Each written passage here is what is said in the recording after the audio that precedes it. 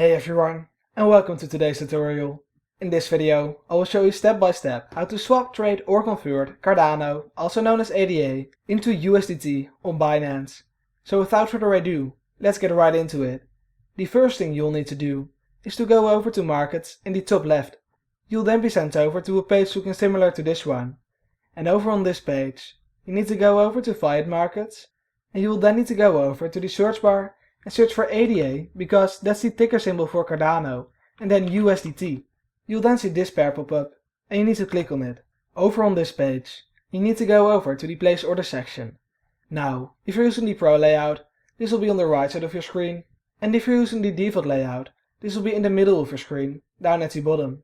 You'll then need to go over to Sell and click on Market. Now, all that's left to do is to fill in the amount of Cardano you would like to swap, trade or convert into USDT. And once you've filled in the right amount of ADA, the last and final thing you need to do is to click on Sell ADA. If you found this video helpful, let me know by leaving a like or subscribing to my channel for more tutorials about cryptocurrencies.